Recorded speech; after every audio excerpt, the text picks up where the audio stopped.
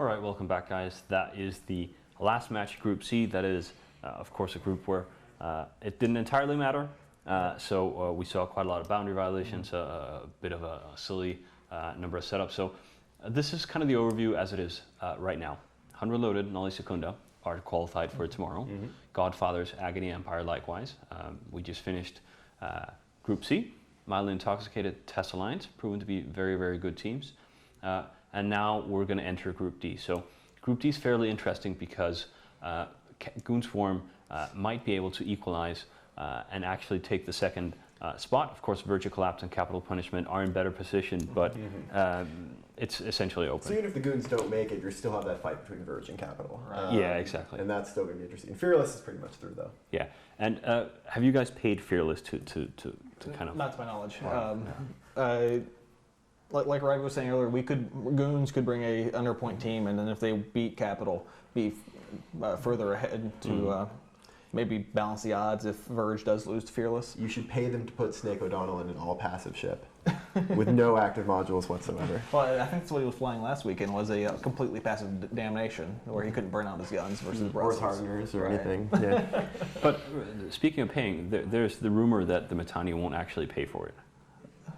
Well, we had to talk him into it. He was reluctant about paying for very, this very entire reluctant. Alliance tournament thing. But we haven't had a very good run in the group stages. I was talking to our team captain and then rewatched the video, and our logistics pilot last weekend did not have the Vindicator locked, so the Vindicator received no reps. Oh, that's no good. Yeah. So it's been a Benny Hill thing. He just missed step one of the logistics process, the locking. I'm sure he was doing great on the other things. He was hitting his F1 through F4 really hard. Yeah. Well, that's no good. Anyway, we'll find out soon enough. I'm kind of excited about tomorrow. Tomorrow's kind of when it goes a little bit crazy, and we enter the knockout stages, and people just pull out all their amazing setups that we haven't seen. Do you guys know anything about some of the setups that you guys have lying around ready for group stages? I've seen a bunch of our setups. Yeah. I know what we're bringing today, but I'm not going to tell you guys yet. But I know a lot of teams are really going to be conservative through the semifinals, and just something that they feel secure with, that's going to get them the win. No, I know some of the setups that PL has sitting around, but I'm pretty sure they would kill me if I gave anything away there. But I mean, do you guys have stuff that's completely different? Like, are they going to be like, wow, we've never seen that setup before? Yeah. Oh, yeah. Yeah, all right, cool. Well, that's that's what makes the second day really interesting. All right, let's quickly pass over to the commentators. I believe CCP Sunset's there. Hi, I'm CCP Sunset here with Michael Bolton III and Kill2. I'm almost afraid to be in this room, encroaching on your private time. And the other thing is, like, how cute are you guys? You have matching outfits. We're not the only ones. Isn't like Laz wearing this shirt? He's just trying to get in on our thing. We have a thing going, and he feels left out. Anyway, I wanted to talk to you guys again about Optimal and Fall Off.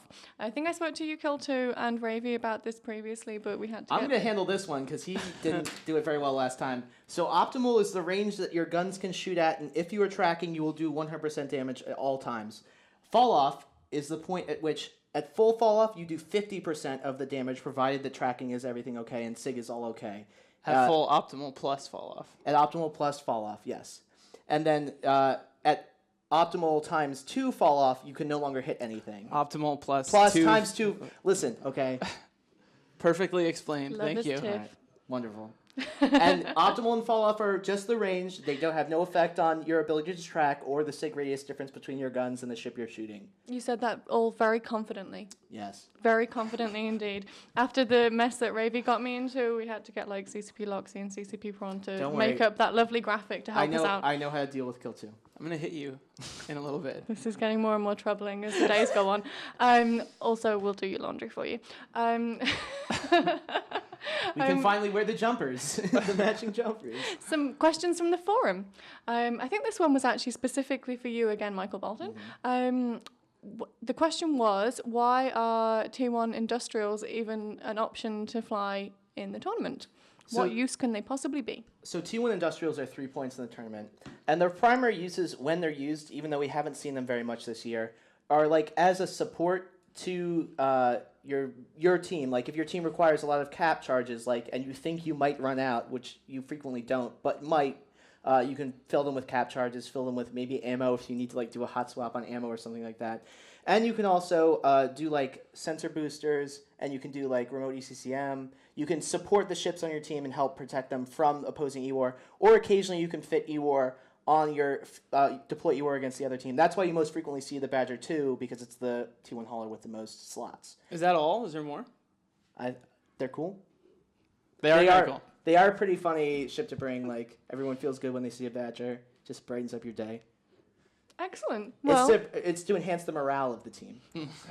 This has been a very enlightening visit to the commentary booth, but I think we're going to head back to CCP Soundwave Please in the don't studio. leave. Please don't leave. All right, guys, thank you very much. A bit of laughing in the background. I think there might have been an awkward moment that we missed just because we switched over. It's bad. Well, they're such a cute couple. No, they're such definitely. a good couple. Anyway, so we have 2 matches left. Before we go to the quick break, and then of course we have the second half of the day coming up.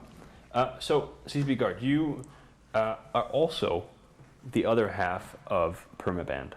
Yes. You come to FanFest and you guys play your songs and arrive in limos and throw around dollars. Just get drunk and make scandals and. Can we expect maybe a new song next year at FanFest? Yes, possibly. Mm-hmm. Possibly. We want to do a new one. Mm-hmm. We have some ideas, and if the formula we settle on works and it sounds good, then you just might maybe a 10-year song or something. I don't know. You and MC Squirrel. Yes, MC Squirrel, who guards the nuts. Who guards the nuts? He does. Keeps it real. Yeah. So you guys have, of course, Ravy was here last year. Laz, this is your first year. Yep. What are your impressions right now of how this has gone in terms of the strength of the teams? Like, does this look fairly very even Alliance tournament this year, or? I really like the changes that were made to the rules this year. I've watched all the Alliance tournaments since 2003 when I started playing. There were teams that I really thought should have done better, like Evoke. I thought they would have definitely done better this year. But other than that, I think it's really been pretty even in how I thought it would work out. I think this has been much more even than previous years. This is the most competitive tournament we've ever seen. We've been seeing more people training and putting the effort into it this year than ever before. It's really been democratized, the amount of practice that's been going on the test server. People are coming up with well thought out setups, and it's a new format, so people are willing to experiment. Yeah. It's been great. Yeah, I think it's been really, really good. And so, I mean, we're seeing a few setups kind of shine and be fairly popular like we do every year. But I think like the width of setups we've seen, I think is fairly. There's like 7 teams here that could win the tournament. I look at them and I wouldn't actually be that surprised if they won the tournament. A bunch of people on this list. Yeah, and that's without Hydra. Yes. I mean, that would, it's pretty insane that we have that many good teams these days. Should we have the Alliance tournament more often? Should we have it twice a year? I think that would be very cool. I know a lot of people mentioning like some sort of league, kind of like StarCraft or like other games have, but I think that would be very interesting. But right now, I don't think EVE is able to support such an event. And like if that they would be able to do multiple times a year. Yeah. Because just this one tournament is such a huge commitment. Yeah, it's a fairly massive undertaking. No, I would love to see tournaments all the time. Yeah. It would be cool. It would be cool to have like a spaceship league. Yeah, league would be fun. It would be really fun. And we actually did see 2 tournaments in the last year because of the fact that the Syndicate guys ran one. Yeah, that's actually true. All right, so back into a super interesting group. This is Goonswarm versus Capital Punishment. Goonswarm need to win this one to stay alive. Laz, what's your prediction? I'm going to have to root for my boys, Goonswarm Federation. I know what they're bringing, and it's a all or nothing setup, so we'll see. Ooh, interesting. I'm really fascinated to see. I'm going to go with Goonswarm on faith. Yeah, me too, because they have to win. They're going to be desperate. So yes, I'm going to go with Goonswarm as well. They must be slightly desperate.